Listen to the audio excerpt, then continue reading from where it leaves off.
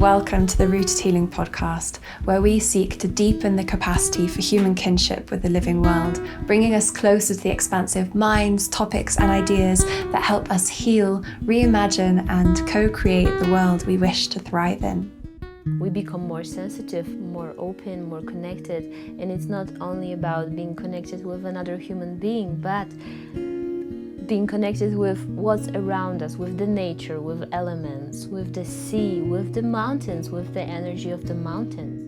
In this episode, I'm with Karolina Karwan, who is a Tantra Facilitator and filmmaker who weaves us through her journey into Tantra, the art of living and loving, and shares wisdom, tools, and practices to help us connect more deeply with our body and soul without bypassing the full range of our emotional, sensual, spiritual, and physical existence.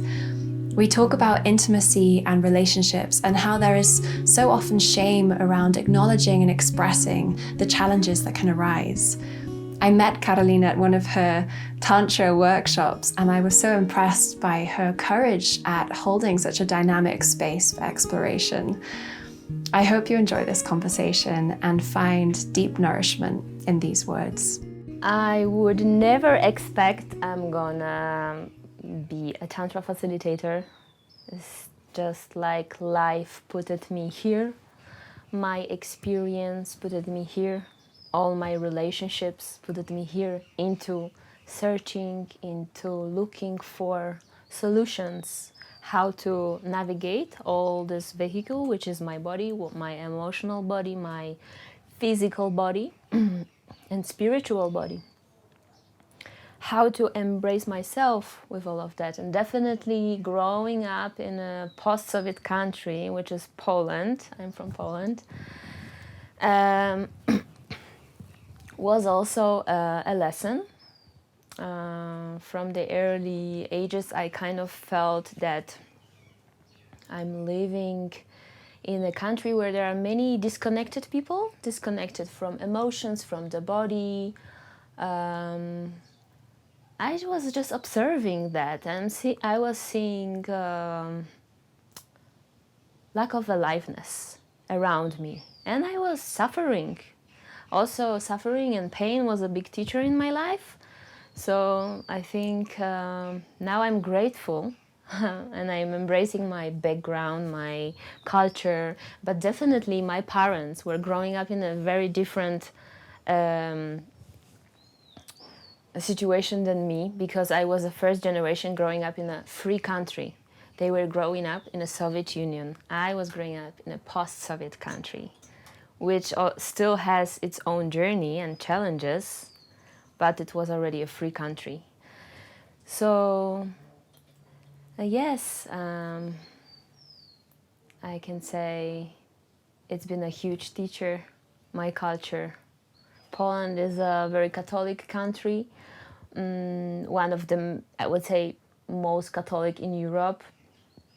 So definitely suppression of sexual energy was present. And there is its own shadow, because whenever we suppress in those countries, it's popping up stronger. So yes, there is a suppression, but there are two polarities always. So it was always present, you know, the abuse, the like extreme manifestation of sexual energy. Yes, it was present. So it also put me into searching and looking what's going on with my own sexual energy, with my own body, feeling my own sexual energy as a life force energy, because this is what we say in Tantra. We believe that this is a life force energy, which is creativity, which is manifestation, which is a energy which helps us to get up from bed in the morning and say, oh, hello, I'm gonna live my life right now, right? And very big part of my path was my own healing, my own not only sexual healing, but this is a big part of Tantra path. Embracing my own body and my own sexuality and my own intimacy and the way I relate with people, the way I build connections.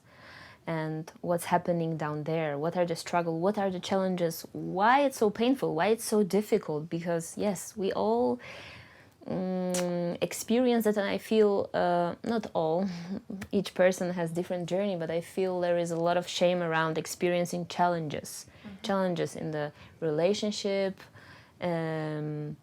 with our own self, right, with our own emotions, at least challenges in a way that it's shameful to say I feel pain. Why it's so painful? In my own healing, embracing all the emotions and treating them in the same way. Happiness is the same as pain, and it's part of me, and I have tools to work with that. That was the big healing, plus sexual healing, plus massages which helped me to feel my own body, to feel my own center, my own root chakra, and this part could receive love, because what is the education in the world? What education, what sexual education we are receiving? It's pornography. We don't receive proper education, I feel, and Tantra is I like to say that Tantra is a sexual education, not only sexual, but also for adults. It's an education for adults. Yeah. It's unlearning the parts, unlearning the things which we learned being a teenager or a child. So yes, I'm so grateful that it entered my life. So grateful.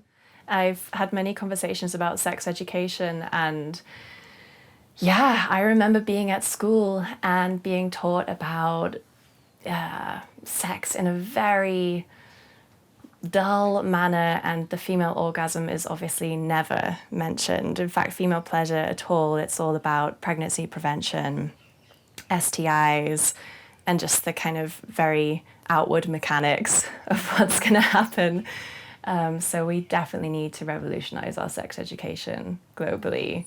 We often associate Tantra with sex, which I would like to kind of change this stereotype, because actually, in fact, Tantra is a very holistic way of living, starting from breath, starting from slowing down, starting from learning what is presence, how is it to be present with my own body, with my own feelings. So it's like very, very big self-therapy, autotherapy, and self-inquiry. And then from that place of reaching the connection with my own self, with my own emotions, and learning emotional communication, I can relate with other people. So it's also like education about relationships, intimacy, touch, plus sexual energy, which is very important, because Tantra is coming from Hinduism, the only, I would say, philosophy, yes, religion in the past, which didn't avoid sexual topic. Most of the religion avoid and suppress sexual topic. Also, the problems are coming from that, right? So this is definitely important fact that in Tantra we talk about the sex, but it's very holistic. We include many other parts, emotional work, movement, dance, breath work. Yeah, it's all so needed. It's such needed medicine. We've all become incredibly disconnected from our bodies, from our centers, from our truths, from nature around us. It's like honoring the movements within us, these emotions, and how, yeah, they're a part of us. That makes me want to reiterate the practice, the simple practice you wove into the workshop between every different exercise or different movement. We closed our eyes, we checked in, we observed what emotions were there, what sensations, what pains, and then you said, and just say yes to them.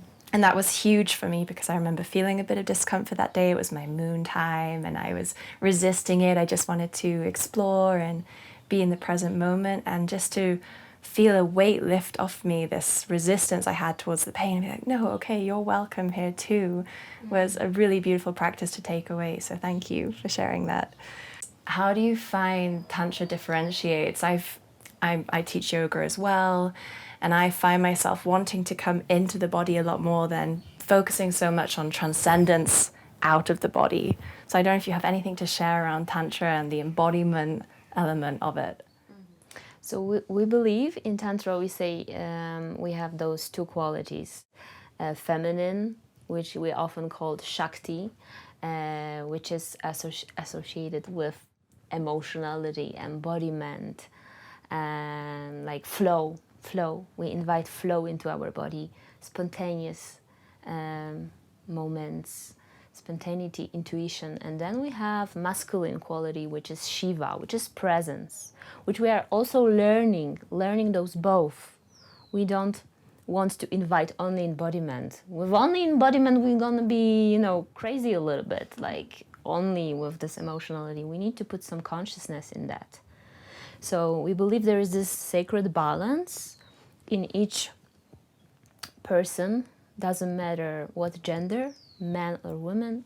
We believe we want to have this balanced energy, feminine and masculine, this dance, that my inner Shiva will hold my inner Shakti. So I'm gonna hold myself in this emotional craziness which I'm experiencing, okay? So I'm learning this presence, and this is the quality of masculine. So often for women, we practice that while holding space for each other in a women's circle, or listening, or just like practicing how is it to be present? What is this to be present?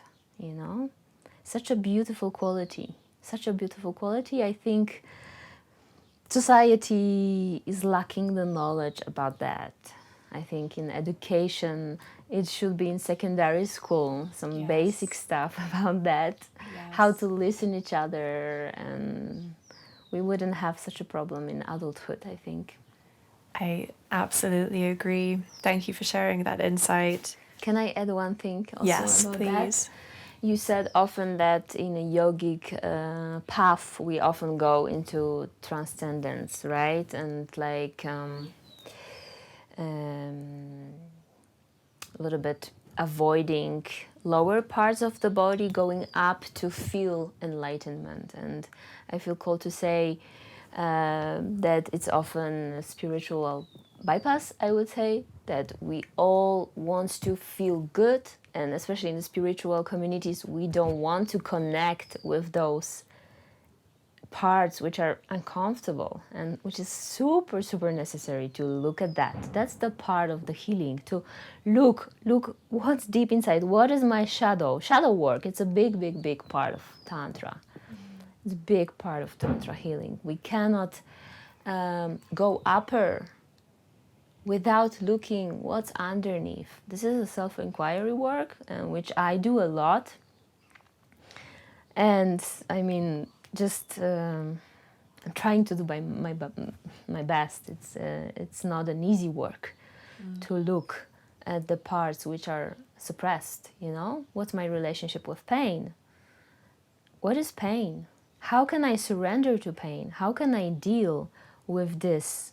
We all feel that, right? I don't know any people who never feel pain. Yeah, the shadow work is so necessary. Yes. And observing our triggers, observing our own behavior, and bringing awareness into our hurt child, our conditioning, and our limiting beliefs. There's just so much. It's never-ending work. So to switch topics a little, I'd love to dive into the topic of boundaries, because that was a big part of your workshop, and there were some exercises that definitely pushed me out of my comfort zone, because I really want to honor what my body wants, and when I'm coming from a centered place, asking myself, okay, do I want to be close to this person? Do I want to let this person come and dance with me? And realizing what a people pleaser I am, because I don't want to offend them. Perhaps I had the reaction, actually, no, I actually feel called to just be with my own company or dance by myself in this moment. And those exercises you provided really opened up this possibility in myself of, okay, when do I really listen and honor these boundaries? When is it, when am I acting purely out of people pleasing? And there's this dance that I'm constantly doing, I'd say on a daily basis around this. So anything you feel you have to share with your personal story around boundaries and the tantric approach to how important it is as a part of the practice. Yeah, thank you for sharing so vulnerably about your self-inquiry, about people-pleasing. So in my case, I would say it was other way around. I could always express my boundaries some ways, but it was very rough sometimes. So other way around, and I was feeling guilty, and I was feeling worried that I'm hurting people, expressing my boundaries that my no is not necessarily accepted, received, seen, respected, you know? So yes, we have so many options, right? Why we supposed to work on that, you know? So definitely this is a basic level of entering to the Tantra field. That's why I try to deliver those practices in the beginning and really create a safe container for people to not to hurt themselves. And of course, that's all about that we might be triggered also. That's exploratory. But at least I want to give a tools that this space is for actually inviting your no. Like yes, no, yes and no. We really invite the no and we really invite a yes. So it's for building the safe container.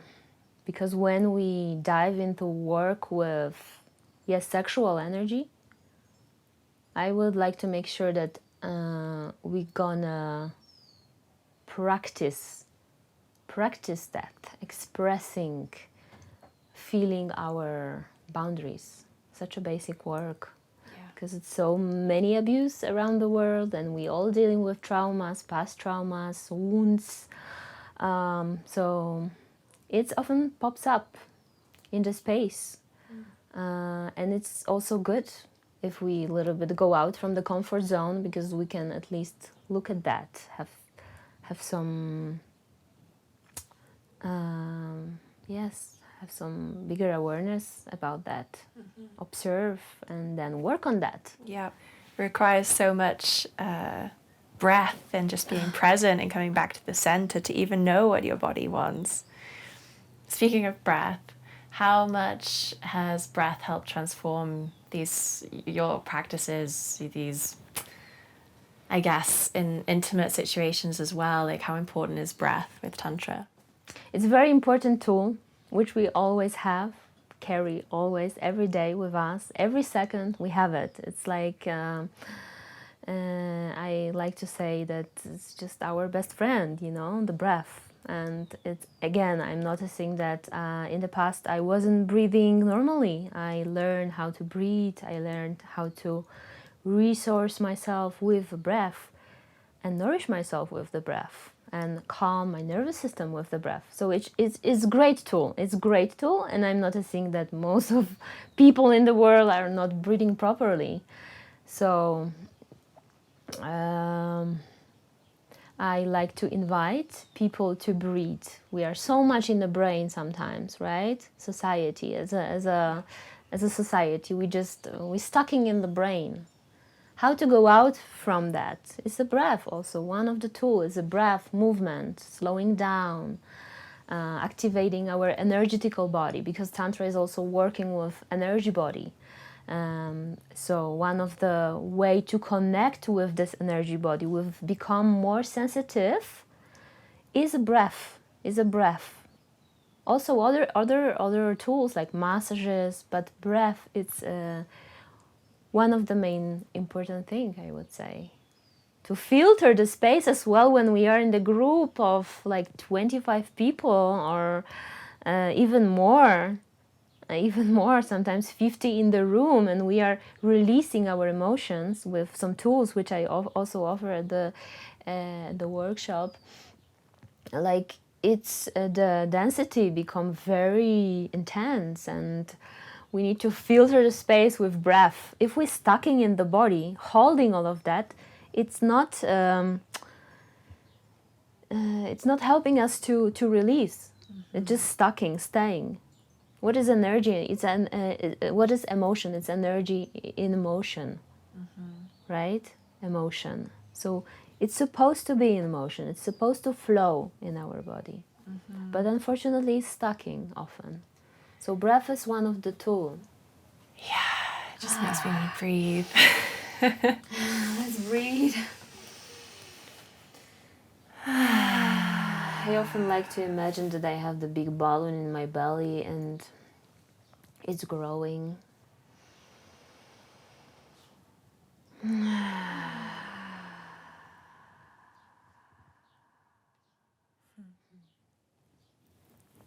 So easy to forget, yet it's always there.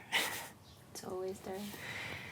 And speaking of the emotional release exercises, I realize, especially doing the tantrum, the kind of toddler tantrum one, how I have not released a lot of frustration. And a lot of people I speak to also, you know, we've learned to be very contained, very, again, I guess it comes into people pleasing and not wanting to be overly emotional. But these things get stored in the body and they can turn nasty and stagnant. And so it feels healthy to express them and to move the body and to release sound. Yes. Do you have anything you'd like to share, or any of your favorite practices that have been great for you to move this energy? Yes, thank you for mentioning those. Without those tools, I wouldn't be in the same place where I am now. That's definitely. I really want to honor that those tools are coming from Tantra and Easta Field International School of Temple Art, from my amazing teachers, which I started to experience Tantra work and the healing path. Santoshi from Ibiza, amazing, powerful woman, which I started Tantra for Women in the beginning, and then I met many Easta facilitators on the Tantra festivals in Ibiza or in Croatia or other festivals in Europe, and also Shahar Kaspi, which I'm journeying for recent years, and I'm doing my facilitator training right now from Art of Love School. He also is sharing all those tools, so I just want to honor them. These are not my tools. Which I discover. Yes, I'm discovering some of my tools, but I just want to mention them, that I have a deep, deep gratitude for them sharing with me those.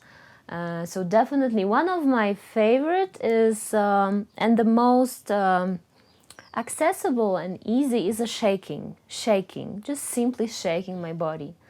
Like animals, dogs, when they are scared, they shake the fear, they shake it out, simply. So shaking my pelvis, right? Giving the movement to my center, which carries so much actually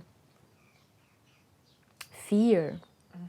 So much fear. This is a base, this is our root. It carries a lot of stress as well.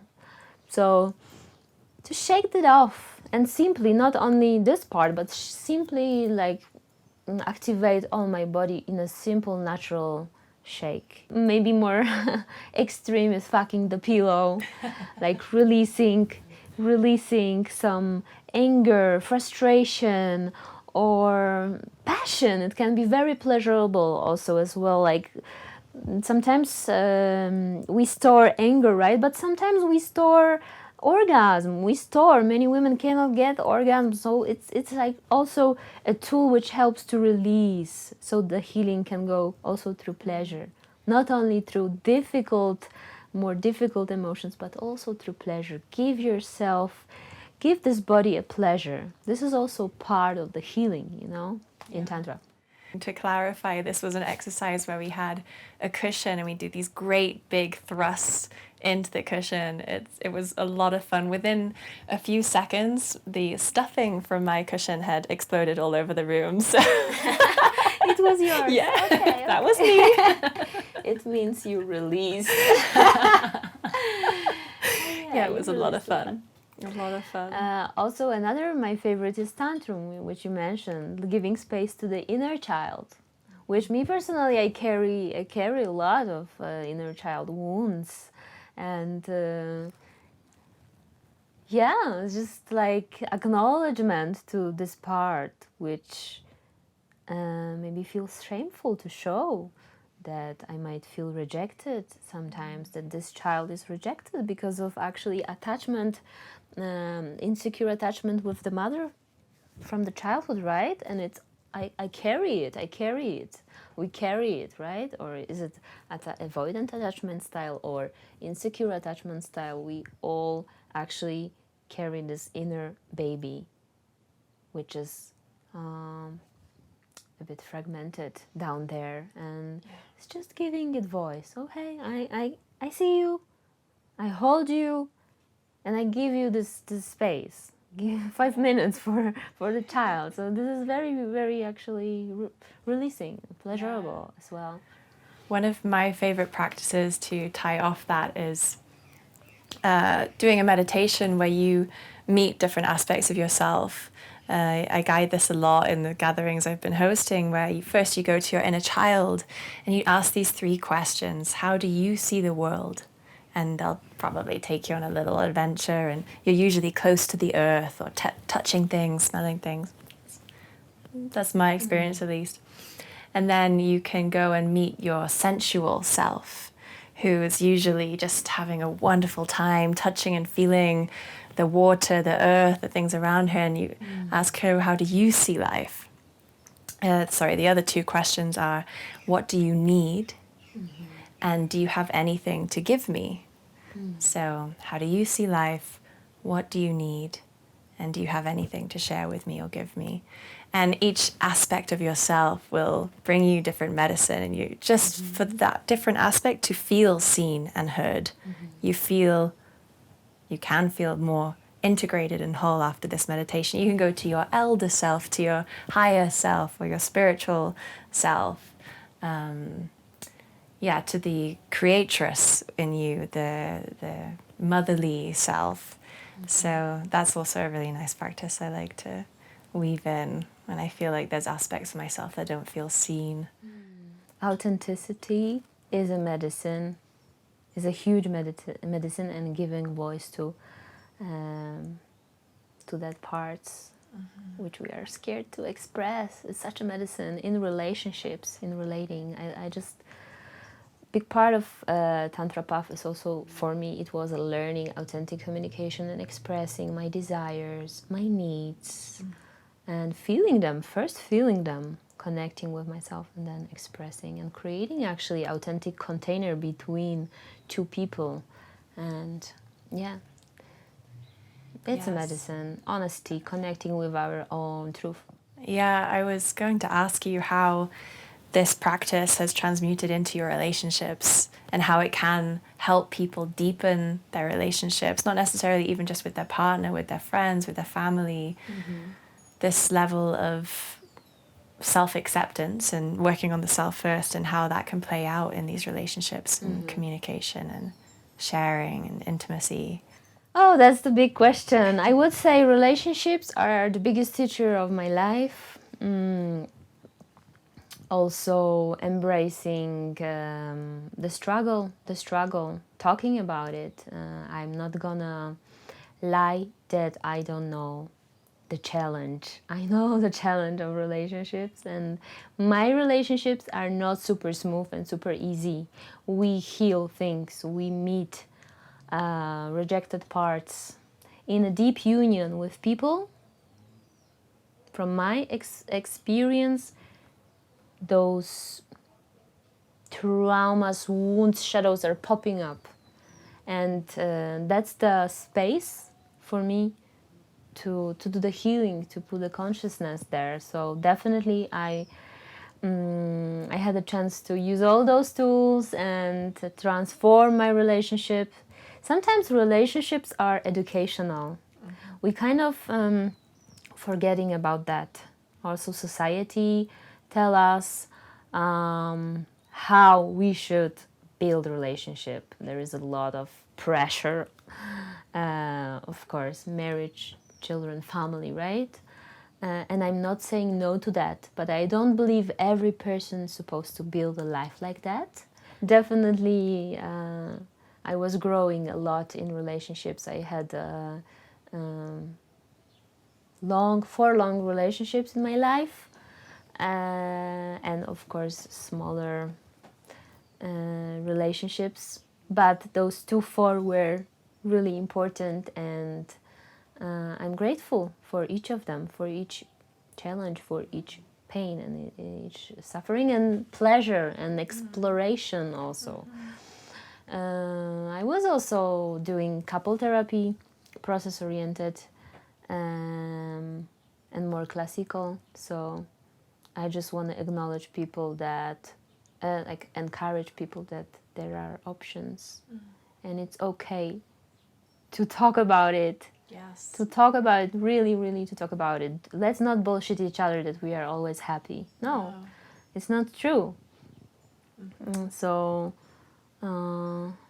that's my path. That's my path to speak about difficulties, to speak about uncomfortableness, to bring normality to that, to uncover the taboo, to speak about sexual energy, and to bring love to all those rejected parts, and also speak about pleasure, which is also often rejected by many people. Speaking of intimacy and relationships, I know so many women who really struggle to orgasm and to get there in relationship. So if you have anything to share. It's a beautiful topic. It's such a magic that we can access and learn and grow and understand more about our body and orgasm. I need to say that thanks to Tantra, I could reach and understand more my body and reach different types of orgasm. Not only clitoral, which actually we are used to it from pop culture. The deeper level of feeling my body helped me to reach deeper orgasms, and also starting from just self-love, self-love practice or self-therapy and healing those painful parts. That's the path. That starts from there, Then there is more self-love, self-relaxation. I would say the keys, it's relaxation, slowing down, breath, noise sounding, movement. Very simple things, right? And deep union with a person also, opening a heart. How can we reach deeper orgasms when we are having closed heart, when we don't trust a partner? How can I surrender and dive deep there? No, it's so connected. It's so connected. If we are open in the body, if our hearts are open, my yoni is very connected with that. My heart, my yoni, my mouth, it's very in the same line, the same channel. I can say losing my virginity, it was a journey for me. It was a really journey to unblock all the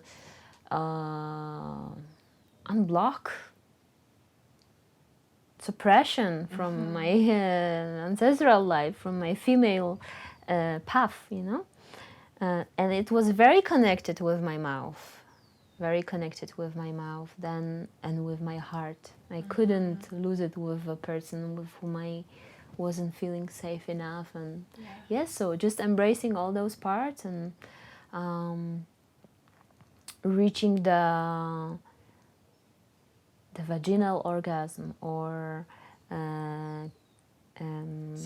cervical orgasm, and also heart orgasm as well, because if this space is open, it can bring a lot of joy and pleasure. There is a lot to deconstruct and deconstruct. I think for me Tantra is a deconstruction and unlearning and undoing also. Undoing in a way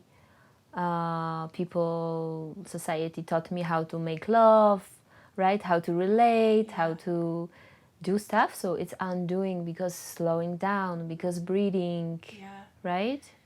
Because bringing more presence, and unlearning. It's actually unlearning what all the society taught me how I supposed to live, and also about who I supposed to be in my life. Yes. I love that as well, because I believe, I might be wrong, but Tantra, the Sanskrit word, translates to weaving or woven or loom, and it's almost like a practice of reweaving, unraveling and reweaving the most innate way, the way of love, of embodiment, of, all of it. It's like it's all welcome there.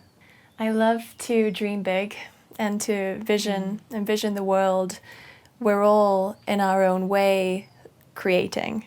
Every moment, what we're calling in, what we wish to see, the rebalancing.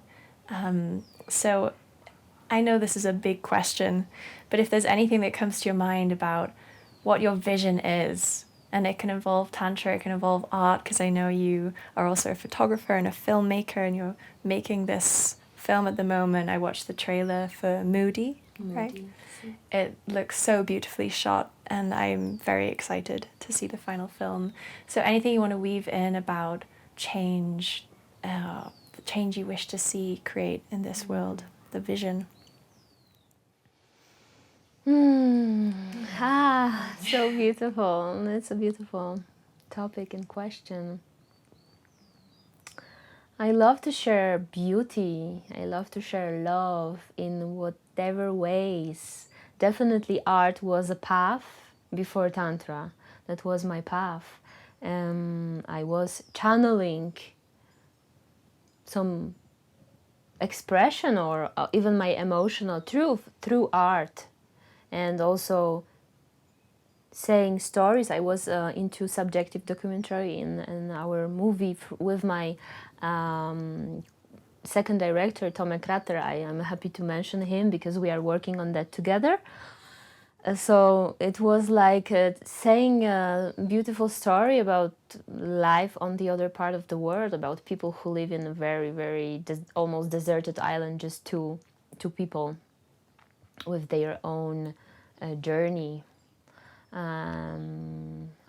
Connected with possession. One protagonist is possessed, and he's living with his stepmother, and they are excluded from society. So it's like a portrait of people who are not belonging to society, and that's what interests me, because I think that part of Tantra field, part of Tantra people, these people are deconstructing the rules. They are very rebellious against what society taught you, how to live, how you should, all you should, in the professional life, in your private life. So it's like a deconstructing, and that's what actually is very inspiring for me, seeing people living differently, individually, creating their own path, listening to themselves.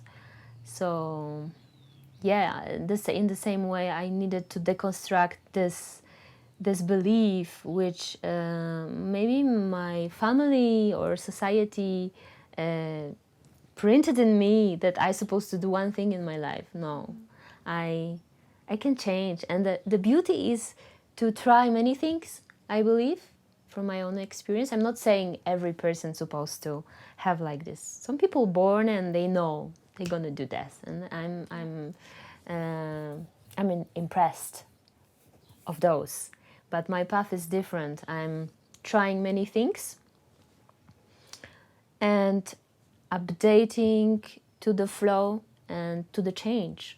Sometimes it's very difficult for some people because they are attached to one thing, to one field.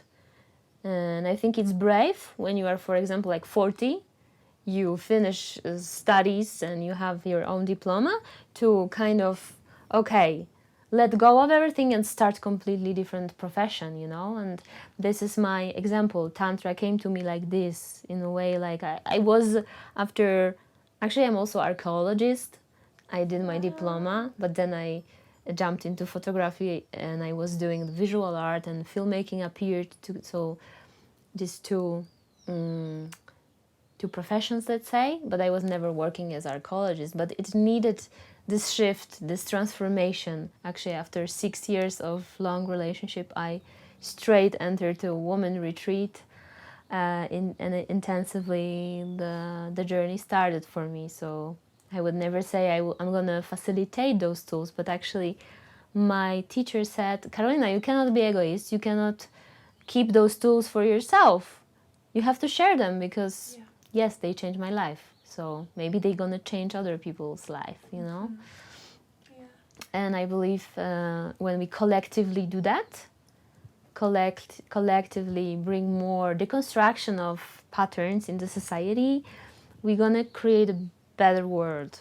More healthy, at least, more healthy, emotionally healthy. There is a lot of mental health problems because of unexpressed emotions. Yes, yes to everything. It's so needed. We can go back to our roots, to our more ancestral way of living, where we were in community and we were participating in many different things, and they were each celebrated, and you could explore, and there was more acceptance, and there was less individualization about it, and less of a need for it to be a product. So I love your vision, and thank you for the beautiful work you do. Is there anything else you would like to share? I feel like I want to encourage everyone to be themselves as much as they can, and connect with their true self as much as they can. Even though if it might be difficult or triggering for other people, it's a part of the process. So just this awareness. I need to say, in general, in this path of self-work and self-growth, we become more sensitive, more open, more connected. And it's not only about being connected with another human being, but being connected with what's around us, with the nature, with elements, with the sea, with the mountains, with the energy of the mountains. Like this energy is different than the coast, you know? Like ocean is bringing so much of like movement, intensity. And here I can feel more stability, more rocks, more this type of energy. So it's also brought into my life like this more like shamanic wisdom, shamanic, yes. Everything almost becomes more animated. Animated. Personified. Mm-hmm. And you receive the deeper teachings from nature. I love that. That's been a huge part of my journey. And I was recently near the coast, and I went to a biomagnetic therapy doctor to treat a bladder infection, which, by the way, it really worked. It was amazing.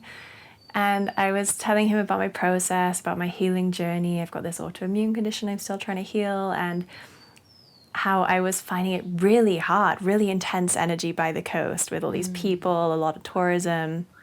And he said there's a reason the monks go to the mountains to meditate.